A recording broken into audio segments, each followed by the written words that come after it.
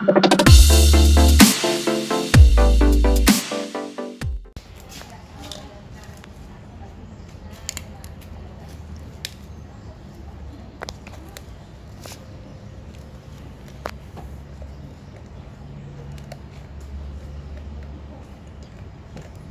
kawatnya itu juga udah karatan ya.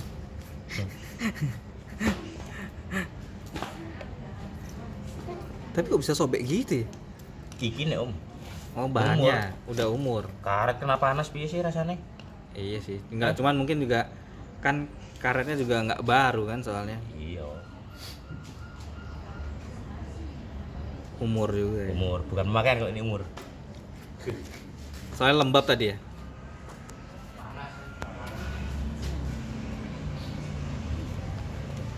Gimana om kondisi om?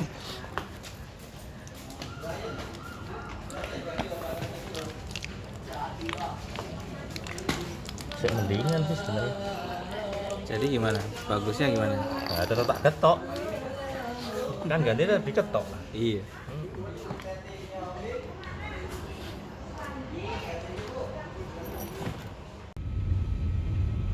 Halo semuanya, assalamualaikum warahmatullahi wabarakatuh. Jumpa lagi dengan saya di The View Corner. Video kita kali ini ya hanya sekedar sharing aja. Jadi saya hanya ingin membagikan experience saya setelah mengganti karet boot as roda luar untuk Toyota Sienta Matic. Nah, jadi kemarin itu sebelum libur Lebaran itu ya, saya itu melakukan proses spuring sama balancing. Nah, kenapa saya melakukan proses spuring dan balancing? Jadi ceritanya ini saya tarik mundur ke belakang ya. Kisarannya 2 minggu lah, 2 minggu sebelumnya itu ban depan saya ini kanan kiri itu kena baut, jadi bocor. Nah, bocornya itu pertama kanan dulu, terus habis itu nggak lama, kira-kira jeda seminggu, yang kiri juga bocor juga karena kena baut. Nah, terus saya itu melakukan proses tambal ban ya, tambal ban tapi yang tip top ya, bukan yang cacing, tambal cacing, karena memang saya kurang suka dengan yang tambal cacing. Karena sometimes kalau memang tukangnya nggak bagus cara pengerjaannya, nanti akan ada bocor halus, dan itu udah pernah saya rasain sebelumnya. Jadi makanya saya udah nggak mau lagi itu pakai tambal ban cacing, jadi akhirnya saya pakai tambal ban tip top. Nah, ternyata tambal ban tip top itu juga ada kelemahannya. Gimana kelemahannya? Jadi kalau ban itu kan, kalau tambal ban tip top itu kan dicopot bannya ya, dicopot dari velg. Nah, saat pengembalian ban ke velg itu, kalau misalkan dia pengerjaannya baik, itu biasanya akan ditandain tuh, misalkan ini velg sama ban ya. Nah, itu ditandain ban itu sama segaris sama velg.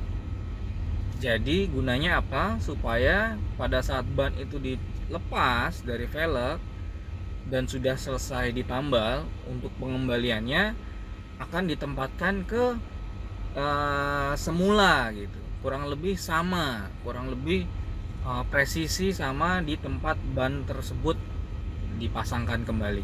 Jadi gunanya ditandain itu. Jadi supaya kita nggak perlu lagi balancing roda. Karena kan sayang kan kalau misalkan kita udah balancing roda terus ban itu dicopot, otomatis membuat ban tersebut muternya unbalance karena penempatan ban pada velg yang tidak sesuai tempat sebelumnya. Nah, terus akhirnya pertama tuh kanan dulu itu saya lihat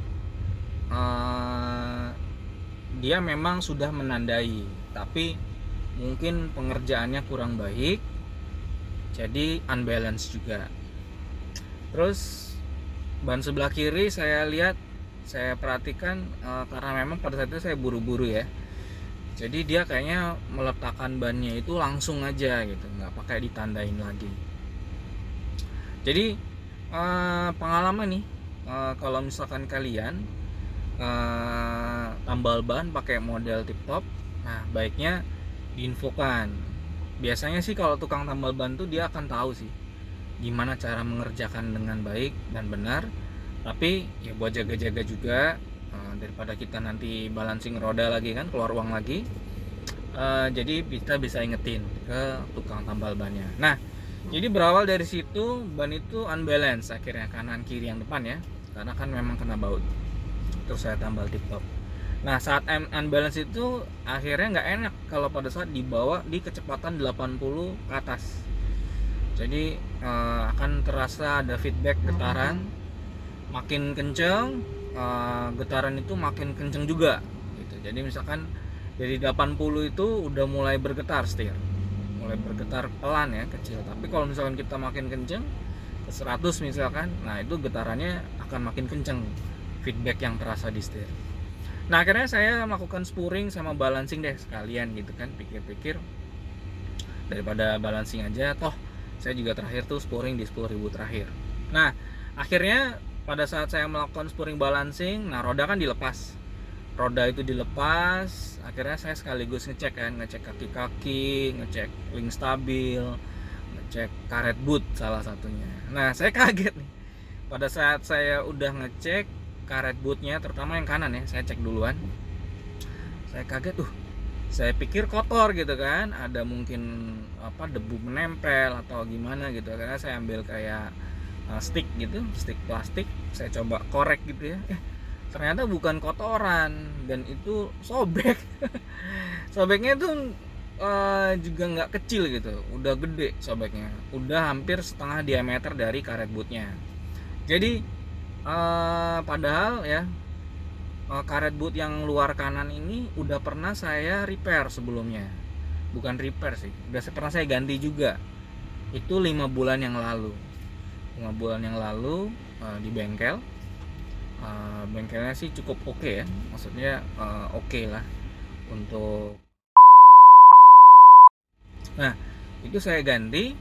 Jadi ternyata sobek lagi di 5 bulan berikutnya. Nah, itu pas tuh 5 bulanan kira-kira kurang lebih. Jadi tipsnya itu, kedua itu kalau misalkan kalian ke bengkel untuk ganti karet boot drive shaft, itu kalau misalkan kalian ke bengkel mendingan ganti yang baru karet bootnya. Itu yang pertama. Jadi jangan sampai kalian diberikan part yang part bekas ya, part yang sudah pernah dipakai. Karena kan bengkel pasti ada ya punya, misalkan orang ganti gitu ya, mereka pasti menyimpan part yang masih baik. Tapi part tersebut juga sudah berumur gitu. Jadi pada saat dipasangkan ke mobil kita, nah akhirnya kejadian juga sobek juga gitu. Dan itu umurnya cuma 5 bulan. Jadi sayang kan, maksudnya kita udah bongkar, kita udah bayar jasa bengkel, tapi hanya bertahan 5 bulan saja. Jadi mendingan yang baru. Nah, untuk karet boot drive shaft Sienta itu memang pilihannya cukup banyak ya kalau di online ya, marketplace. Kalau saya lihat misalkan kayak di Tokopedia gitu ya, atau di Shopee, itu harganya murah sih. Harganya itu macam-macam. Ada yang 85.000, ada yang 100.000, ada yang 125.000, ada yang 150.000. Nah, mungkin secara segi varian harga itu macam-macam ya, tergantung penjualnya juga kan. Tapi kalau misalkan kita telisik lebih jauh nih di Tokopedia, ada beberapa seller yang memang menjelaskan bahwa karet boot tersebut imitasi. Oke. Cuman memang kebanyakan karet boot drive shaft Sienta itu kebanyakan made in Thailand. Jadi saya nggak tahu kenapa, kayaknya nggak ada mungkin yang made in Indonesia. Cuman saya nggak tahu kalau misalkan di bengkel resminya mungkin ngeluarin yang made in Indonesia atau Thailand, apakah sama gitu saya belum tahu. Tapi bisa dipastiin bahwa karet bootnya sama. Cuman waktu itu ya 5 bulan yang lalu itu saya kan ganti karet boot bagian dalam sama bagian luar. Jadi pada saat diganti karet boot bagian dalam itu, di karet boot tersebut itu memang gotnya itu ya, jadi Kalau di dalaman karet boot itu kalau kita lihat ya, itu kan ada gotnya ya, ada gotnya. Nah itu gotnya itu memang agak sedikit berbeda ya, agak sedikit berbeda. Makanya pada saat saya sobek yang bagian dalam itu, akhirnya diganti dengan part Toyota lain gitu. Tapi masih applicable, masih bisa difungsikan, jadi ukurannya sama. Nah yang luar itu juga diganti sama mereka, yang luar itu. Jadi pada saat itu saya udah beli online, terus ternyata nggak bisa dipasangkan karena katanya tidak sesuai, tidak cocok dengan Sienta. Jadi tips yang kedua itu kalau misalkan kalian ganti, itu pastiin sama sellernya bahwa ini cocok untuk Toyota Sienta. Jadi jangan sampai kalian beli ternyata jenis tipenya itu berbeda ya.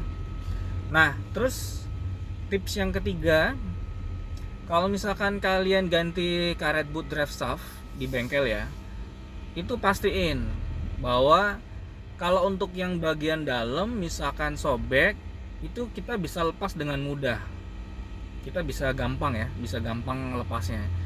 Tapi kalau kalian yang sobek itu bagian luar, nah kalian harus mengganti bersama dengan as rodanya. Kenapa? Karena as roda itu pada saat CV joinnya itu dilepas, itu kan digetok. Nah, karena dia keras banget, karena ada kawat penguncinya atau SPI di dalam situ, di dalam CV join as rodanya itu. Jadi mau nggak mau kalian akan merusak CV join as roda itu. Jadi saran saya kalau untuk Toyota Sienta, karena digetok tadi pasti rusak as rodanya. Jadi kalian harus beli sepasang tuh sama karet boot, sama as rodanya, sama CV joinnya ya. Tapi kalau misalkan kalian mengalami kerusakan yang cukup parah, mendingan kalian beli full set SI, satu set gitu ya, untuk yang kanan. Jadi dengan bagian dalam sama bagian luarnya. Nah ini saya kasih beberapa pilihan untuk di online ya. Kalau karet bootnya aja seperti yang tadi saya bilang itu harganya 85.000 sampai 150.000. Terus kalau kalian beli karet bootnya dengan CV join atau as roda bagian luar, itu kisaran harga di bawah 300.000 lah, 260.000. Saya beli kemarin itu 260.000 untuk merek Univar. Nah Univar sendiri memang udah bagus lah ya, dia setara dengan OEM kualitasnya, made in China, tapi beberapa produk mereka memang bagus banget kualitasnya, jadi setara sama OEM. Itu harganya 260.000. Jadi kalian nggak repot nih, kalau mau beli as roda itu sudah ada karet bootnya, karet boot luarnya itu udah dapet. Nah Univar sendiri juga punya yang satu set, full set ya, itu baik luar sama dalam, itu dia juga punya. Itu harganya kisaran 1,3 kalau di online. Nah, 1,3 juta. Jadi kalian tinggal pilih aja. Kalau misalkan kalian mengalami kerusakan yang parah, mending ganti full set. Misalkan aus ya, bagian ausnya luar sama dalam, mendingan ganti aja full set sekalian. Tapi kalau cuma luar aja, saran saya kalian harus beli yang satu set. Jadi karet boot dengan as rodanya, CV joinnya. Karena sayang kalau misalkan kalian ganti as rodanya aja tapi karet bootnya tidak diganti, karena karet boot itu misalkan kalian masih pakai yang ori, nanti pasti akan ada masa pakainya, nanti dia akan sobek juga. Jadi mendingan kalian ganti. Ada lagi merek Trivindo, tapi tidak menjual karet bootnya, jadi kalian mesti harus beli lagi terpisah. Jadi kalau Trivindo itu sama sih, kurang lebih 300.000 juga, tapi dia belum dapat karet bootnya. Kalau Univar sudah dapat, jadi kalian enak tinggal pasang aja karet boot beserta sama as rodanya. Nah itu tipsnya kalau kalian mau ganti karet boot as roda luar Toyota Sienta. Jadi dilihat aja berdasarkan kerusakannya kayak gimana, nanti kalian decide sendiri. Nah ini punya saya juga sudah terpasang pakai merek Univar. terus ditambah sama biaya bengkel jasa itu ya 200.000 kira-kira kurang lebih. Kalau mungkin di bengkel lain mungkin bisa lebih mahal, jadi tergantung dari pelayanan bengkelnya. Jadi itu Unifar ini udah pas menurut saya, plug and play, jadi tidak ada rubahan, tidak ada bagian-bagian yang dirubah, cuman memang pada saat pelepasannya itu keras banget. Tukang pasti akan kerepotan. Tambah tukang bengkelnya pasti akan kerepotan ya, karena memang dipukul kenceng banget tapi dia nggak mau lepas-lepas tuh as roda. Jadi itu dulu sharing kali ini. Kira-kira mungkin experience saya bisa bermanfaat buat teman-teman sekalian pada saat mengganti karet boot drive shaft as roda Toyota Sienta, terutama untuk yang Matic. Oke, kiranya kalau video ini bermanfaat, jangan lupa klik like, subscribe, dan share. Oke, terima kasih.